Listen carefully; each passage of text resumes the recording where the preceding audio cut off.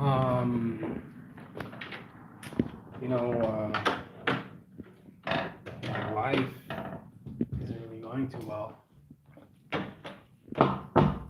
All I do every day is you know, I eat out of this jar of peanut butter with this spoon, always with the same spoon, guys. Every time with the same spoon. I gotta clean this place up a little bit though, right? Right? I'll clean it up. I'll clean everything up. I'll clean everything up really fast. You know what I'm saying? Oh shit, you guys can't see my personal documents. Let's make sure that doesn't happen. Weed. That's fine. So, my lunch today was this jar of peanut butter. For real. This was my lunch today, guys. This was my lunch today. I had to have lunch out of the peanut butter jar. And there's a party going on downstairs right now, and I'm too scared to go.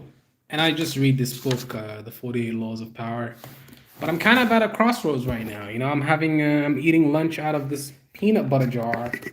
And the only thing I have to eat tomorrow is some rice. And I only have a little bit of peanut left for tonight. The only thing I have left tomorrow is probably some rice. I'm probably going to have some coffee right now. Then I'll probably have some rice after that. Tomorrow I'm gonna have some rice and beans. That's all I have left. What's that? Is that a spider?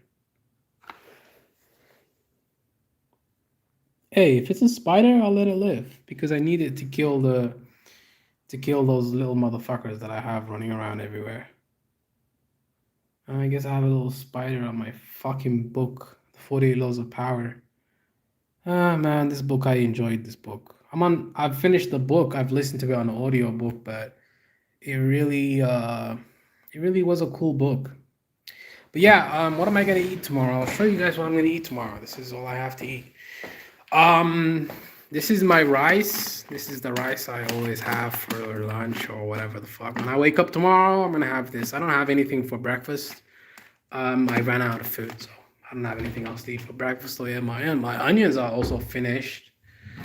This is my cleaning supplies. This is the beans I'm gonna have tomorrow. So that's gonna be something I'm gonna eat tomorrow. I have some more basmati rice here. This is basically my cleaning products and shit for my clothes. That's my tea right there. I don't know why I never opened it. I mean, I bought it like 2 months ago. My potatoes, they're pretty much finished. The only thing I have left is some fucking beans. I only have 4 canisters of beans left for another 5 days. My money's coming on the 20th, but I ain't got no money right now. My almond milk, yeah, I bought it before, but it went bad because I don't have a fridge to put it in because I can't really afford a fridge. But such is life, I mean, when you can't afford something, you gotta buy milk the same day, and hopefully you finish it the same day because you can't wait for the next day, because the next day, if it comes, then you're in trouble because it's gonna go bad. The milk goes bad after 2 days because you need to put it in the fridge. So yeah, this is my life now. Eating peanut butter out of a jar. Hopefully the YouTube channel takes off and I can upgrade what I eat every night and what I eat every day. But yeah, this is pretty much my life at this point. I filed my M form, by the way. My M form for 2019. I had to do an M form, which is a migration form. Ah, man, that form was such a pain in the ass. Like, I had to fucking fill in a fucking full-on M form. Like, you know how long this shit is? Like 70 pages. I had to read through a fucking 70-page document that it's in Dutch, a language that I don't even understand and I don't even know. I had to use Google fucking Translate for a document that's 72 pages long. And that took me like 6 hours to finish that tax return. I had to finish that it took me like 6 hours to finish that. Yeah, what else? What else is there? I'm trying to finish this book. I'm like, what chapter am I in right now? Well, I've listened to it on an audiobook, but I just finished the preface right now. The preface is like the first couple pages. You know, it's the preface. It's literally the preface. It's the introduction. Like, they give you a little introduction before the story starts. Now let's read the acknowledgments here. We can read it together. The viewers can read it together with me. First, I would like to thank Anna Biller, who helped edit and research this book and whose invaluable insights played a critical role in the shaping content of the 48 Laws. Without her, none of this would have been possible. I would also like to thank my dear friend Michael Schwartz, who was responsible for involving me in the art school Fabrica in Italy and introducing me there to host Elfers, my partner and producer of the 48 Laws of Power. It was in the scheming world of Fabrica that Jost and I saw the timelessness of Machiavellian from our discussions in Venice, Italy. This book was born. I would like to thank. So it's just a bunch of people that he's thanking. Finally, to those people in my life who have so skillfully used the game of power to manipulate, torture, and cause me pain over the years, I bear you no grudges and thank you for supplying me with inspiration of the for the 48 laws of power. And I must not forget to pay tribute to my cat bars who kept me company throughout the never-ending days of writing. So this guy is a connoisseur, he's a natural guy. He likes to make a lot of books and, he has also been deceived and manipulated and lied to over the years. Uh, yeah. What else is there? Girls. Okay, let's talk about girls. Do I ever get girls? Man, the last time I had a girlfriend was almost a year ago. It's been quite a while, and I guess I am over her, but I've never even had come close to getting another one, which I don't think will ever happen, surprisingly. There's a house party going on downstairs, but I'm too scared to go because I am scared that I'll be judged as a weirdo. Huh, that's that thing. I'm not too scared. It's just I don't know how to introduce myself. Like I'm just gonna come in. I don't even speak fucking Dutch, dude. Like they're all speaking Dutch. I don't know Dutch, so it's gonna be hard for me to um, integrate with these people. What else is there? Well, I cut off all my friends and family completely. So there's that. The book actually taught me a lot of things. It taught me that humans are social creatures by nature. They can't really hide that. Um, Robert Greene. I mean, I would love to interview that guy about that book, but I don't even have sufficient knowledge of the book. I didn't even really read the book enough.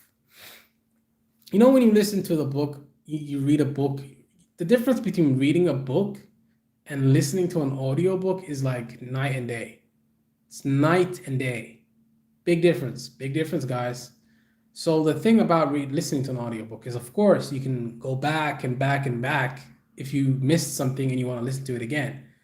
But the problem with that is there are going to be times when you like, focus on something else. Like your mind will be occupied with other thoughts and then you'll forget about what you're listening to.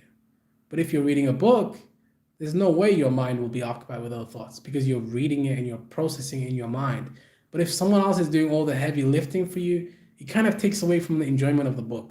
It kind of takes away from the enjoyment of the experience, not the book, the experience. It takes away from the experience.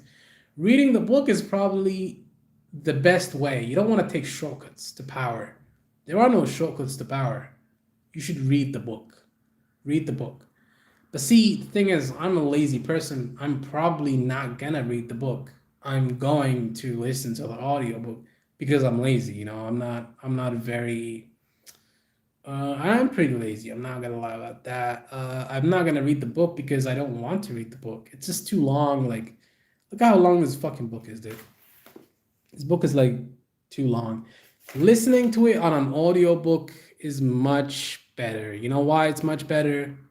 Because you get someone else to do all the work for you and you don't even have to do any of the work. You can do all the work Someone else can do all the work for you, and you can just listen. You just listen to the audiobook, and that kind of like, teaches you everything you need to know. But okay, why the title of this video? I'm at a crossroads. I'm at a crossroads because I'm eating this jar of peanut butter, having a jar of peanut butter for lunch, and miserable. The book also told me that if the whole world is a whole, if the entire planet is a game, and opting out of the game will make you miserable, because in the pursuit of power, you need to be in the game. You got to be in the game. He also talks about how the book can be an entertainment. It can be entertaining, but I'll read along with you guys. We can read together. No, just the last line. I found that part very interesting. Let's see. This book has also been designed for browsing and for examining the law that seems at that particular moment most pertinent to you. Blah, blah, blah. Not that part. That's not the part I'm looking for. This part. Finally, the book can be browsed through and picked apart for entertainment, for an enjoyable ride through the foibles and great deeds of our predecessors in power. A warning, however, to those who use the book for this purpose. It might be better to turn back. Power is endlessly seductive and deceptive in its own way. It is a labyrinth. Your mind becomes consumed with solving its infinite problems, and you soon realize how pleasantly lost you have become. So your mind becomes consumed with solving its infinite problems. Wow. In other words, it becomes most amusing by taking it seriously. Do not be frivolous with such a critical matter, which means, don't use the book for entertainment purposes. Don't just skim through the book, because you need to study this book and take it serious. It has to be a serious endeavor. The gods of power are thrown and the frivolous. They give ultimate satisfaction only to those who study and reflect, punish those who skim the surfaces, looking for a good time. And that's basically what I'm doing. I'm skimming the surfaces, looking for a good time. That's basically what I'm doing. I'm skimming the surfaces, looking for a good time, which means the gods are going to punish me for not listening to these wise words by Robert Greene. But the thing is, man, it's just not in my inherent nature to care and to be not lazy and to work hard. Working hard for someone else and not really reaping the rewards of that said work kind of seems counterproductive, doesn't it? Working a job for someone else when you know that that job is like shitty and doesn't really help you out, kind of waste of time, right? Yeah, I'm really at a crossroads in my life right now. I'm eating a jar of peanut butter and sitting here at this desk thinking about how my life could have changed or been different. I wish it was different. I wish I had a different life. I wish I was different. I wish I had all these different things, but I don't. Wishing is not going to get me anywhere in life. It's just going to get me nowhere. I'm just going to be wishing and wishing till I die, which isn't really that fun. But yeah, I'm out, guys, for whoever is watching this video. But I really do recommend this book, though. Like, you guys should get this book and buy it. People that are actually serious about their lives, not me, you guys should read the book. Look into the book and read it. It's a very interesting book, entertaining book too. Even if you don't want to read the book for serious matters, you can be entertained by it too, just like Robert Greene said. But be careful. Be careful. I'm out.